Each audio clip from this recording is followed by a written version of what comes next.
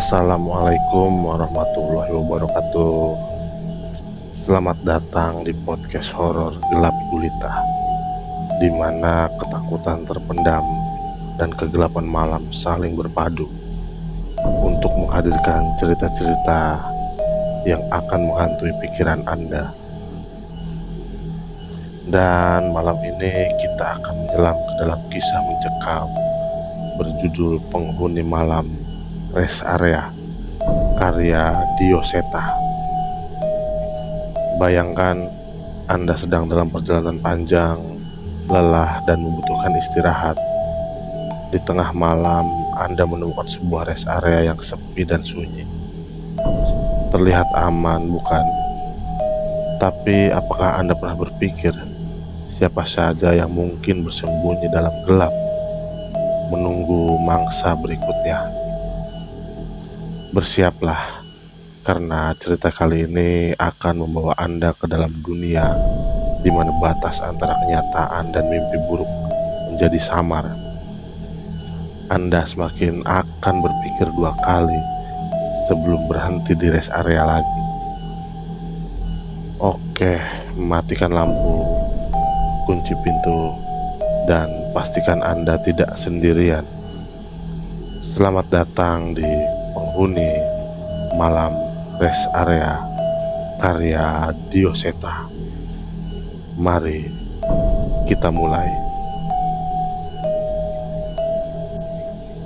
Gua Indra, dan gua ngalamin kejadian ini waktu acara jalan-jalan ke Malang yang udah gua rencanain berempat bareng Mila, Tio, dan Sarah. Waktu itu tol Trans Jawa baru aja dibuka pas kamu di Lebaran. Sebuah kabar baik di mana kami bisa sampai lebih cepat menuju tempat tujuan kami. Kami mulai perjalanan setelah maghrib dengan maksud kami akan sampai di Malang saat matahari sudah terbit. Jadi kami mengirit biaya menginap 1 malam. Untuk masalah tidur, kami bisa bergantian menyetir dan istirahat bergantian. Seperti biasa di awal perjalanan kami begitu semangat dan menghabiskan waktu dengan ngobrol dan menikmati cemilan di perjalanan. Kami memang berniat sedikit santai selama perjalanan, jadi waktu tempuh tidak terlalu menjadi beban untuk kami. Tapi saat melewati tengah malam, tetap saja kami merasa lelah dan cukup ngantuk. Saat itu kami sudah melewati perbatasan Jawa Timur. Sepanjang perjalanan, kami melihat infrastruktur jalan tol yang belum selesai sepenuhnya. Namun setidaknya sudah ada rest area sederhana yang disediakan oleh pengelola jalan tol. Ndra, rest area dulu ya, kebelet pipis, ucap Mila saat terbangun dari tidurnya. Iya Ndra, istirahat sebentar aja, mata lu udah mulai capek tuh. Tio setuju. Benar, walaupun aku masih sanggup menahan kantukku, ada baiknya aku beristirahat sejenak untuk menikmati segelas kopi agar lebih segar melanjutkan perjalanan. Sayangnya cukup lama kami melintas, kami tidak menemukan rest area. Cukup lama jauh kami melaju, sampai akhirnya kami tiba di sebuah rest area darurat yang hanya menyediakan toilet portable dan beberapa warung-warung seadanya. Adanya rest area begini, gimana? Aku memastikan. Gak apa-apa, udah kebelet, balas Mila. Aku pun melipir dan memarkirkan mobilku. Saat itu Mila buru-buru ke kamar mandi dan kami mencari warung untuk sekedar membeli kopi hangat. Kami mendatangi beberapa kios non permanen di sana, namun ternyata sudah pada tutup. Kami melihat sekitar pun hampir tidak ada mobil yang berhenti lama selain untuk ke kamar mandi saja. Aku sempat kecewa sampai tiba-tiba Sarah menunjuk ke satu arah. Itu masih ada yang buka, ucap Sarah menunjuk ke sebuah warung yang terpisah dari kios yang ada. Selain warung itu ada gerobak-gerobak warung lain juga yang sudah tutup di sekitarnya. Alhamdulillah masih ada yang buka. Kopi hitamnya 3 ya bu, ucap Tio pada seorang ibu yang menjaga warung tersebut. Kami bertiga pun mencari posisi duduk, di mana hanya terdapat pilihan 2 meja saja di sana. Bu, kopinya 3 ya bu. Aku mengulang pesanan kami karena sang ibu tidak bereaksi dan hanya berdiri saja menatap kami. Sarah mengikutku, memberi isyarat bahwa ibu itu terlihat cukup aneh. Tapi belum sempat aku bertanya lagi, ibu itu mulai mengambil gelas dan membuatkan kopi untuk kami. Bu, saya teh hangat saja bu. Mila yang sudah selesai dengan urusan kamar mandinya segera menyusul kami. 4 gelas minuman kami pun diantar. Kami pun menikmati minuman hangat itu dengan santai sambil meregakan badan. Tapi tanpa kami sadari, ternyata ibu itu sudah meninggalkan warungnya. Dari perbincangan kami yang cukup seru, tiba-tiba suasana menjadi sangat hening saat tak ada di antara kami yang berbicara. Saat itu terlihat ada yang berbeda dengan wajah Mila. Mila menceritakan detail apa yang ia lihat ini setelah sampai di Malang.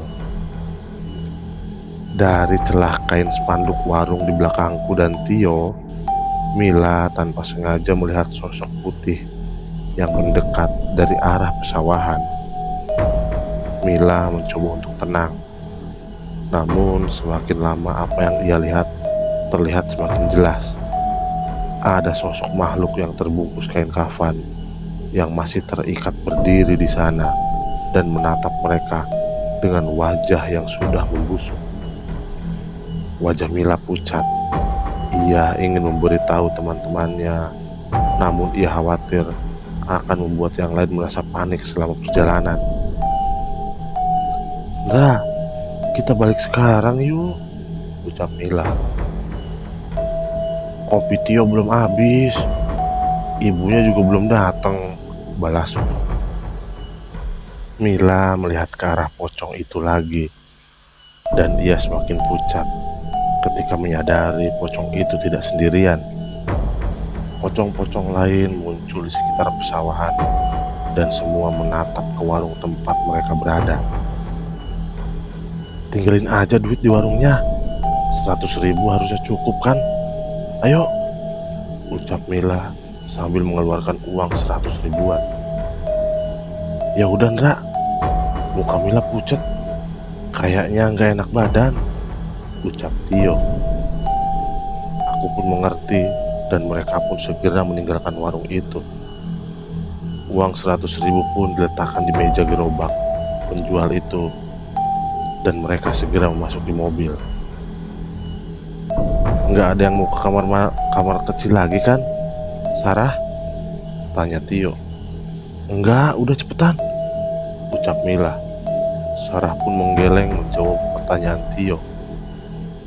Mila pun lega saat akhirnya mereka meninggalkan rest area tersebut.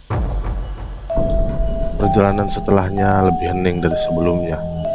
Selain karena kelelahan, keadaan di rest area itu membuat mereka sedikit tidak tenang. Sambil menyetir, aku merasakan ada yang janggal, seolah ada sesuatu yang salah dengan perjalanan ini. "Mila, kamu nggak apa-apa kan? Mau minum obat?" tanyaku memastikan. "Nggak apa-apa, buat tidur aja," balas Mila yang wajahnya masih terlihat pucat. Saat itu tiba-tiba notifikasi pesan singkat di handphoneku berbunyi. Ia melihat potongan pesan itu berasal dari temannya, Sarah. "Ndra, kalian di mana?" Ia tidak sadar ada beberapa miss call di handphonenya yang tak terjawab. Seketika tengkuk leherku panas dingin. Aku tahu bahwa Sarah telah masuk ke dalam mobil. Tapi saat melihat ke spion tengah dan mengarah ke arah Sarah, wajahku pun pucat. Tio, ku coba membangunkan Tio yang tengah tertidur di sampingku. Tio, bangun Tio. Aku benar-benar menahan rasa takutku. Dari pantulan kaca spion itu, aku tidak melihat keberadaan Sarah. Justru yang terlihat saat itu adalah sosok perempuan berwajah pucat, berpakaian putih lusuh, menatapnya dengan seluruh matanya yang hitam. Tak mampu menahan rasa takutku, aku pun menghentikan mobilnya di bahu jalan secara mendadak, yang seketika membangunkan Tio dan Mila. Kenapa, Ndra? Tio bingung. Aku mengintip kaca spion itu lagi, dan anehnya sosok yang duduk di kursi Sarah itu sudah menghilang dan tidak ada siapapun di sana. Sarah? Sarah mana, Tio? Tanyaku. Tio menoleh ke belakang dan tidak menemui keberadaan Sarah di sana. Hah? Tadi lu lihat sendiri kan? Tio panik. Mila yang terbangun pun juga semakin ketakutan, menyadari Sarah tak ada di sebelahnya.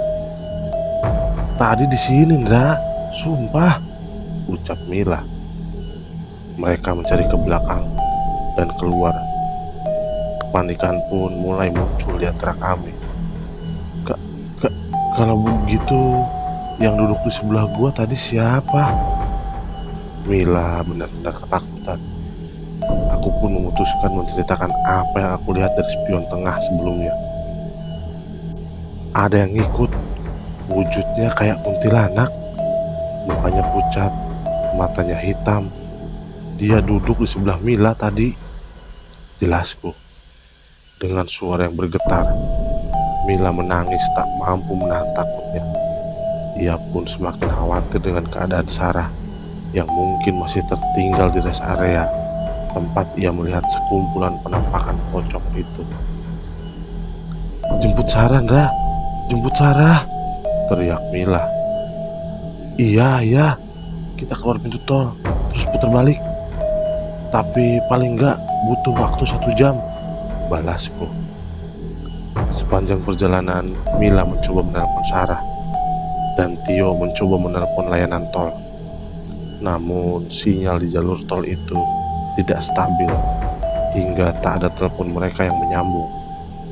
Setelah berputar keluar masuk pintu tol, kami pun sampai kembali di rest area itu.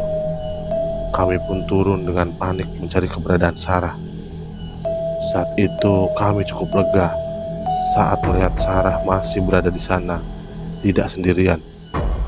Ada sebuah mobil Espas yang terparkir di parkiran, dan ada satu keluarga yang menunda perjalanannya untuk menemani Sarah di sana. Alhamdulillah, Sarah. Mila segera memeluk Sarah yang merasa bingung dengan perbuatan mereka. Maafin kami, Sarah. Sumpah, kami ngeliat kamu sudah masuk mobil, ucapku. Bener, Sarah. Indra gak bohong.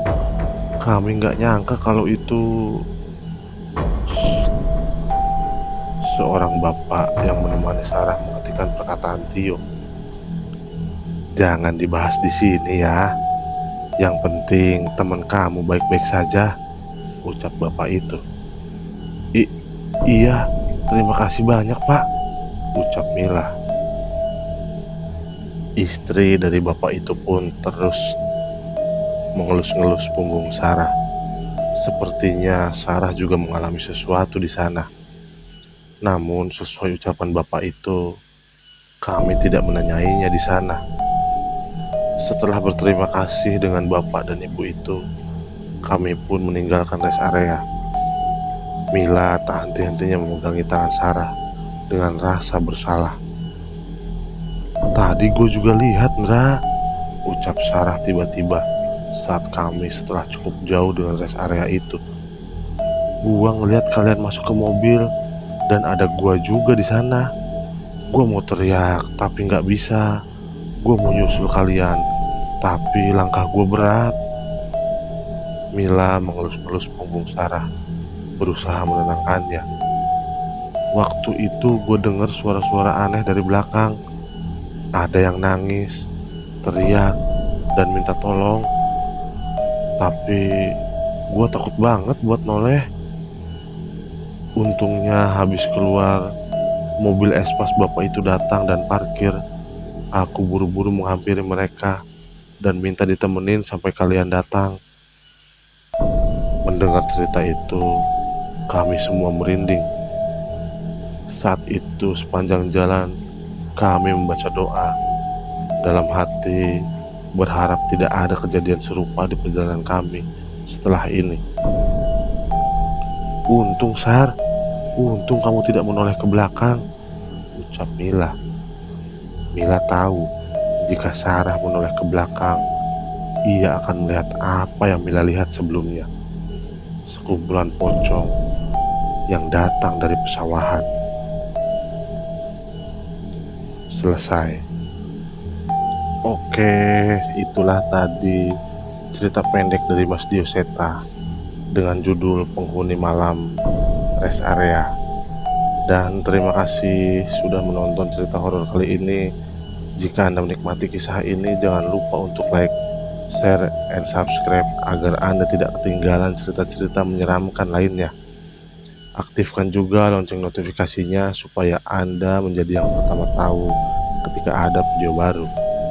Jika Anda punya pengalaman horor atau cerita seram lainnya, tuliskan di kolom komentar di bawah. Sampai jumpa di cerita berikutnya. Dan ingat, hati-hati saat gelap tiba. Selamat malam.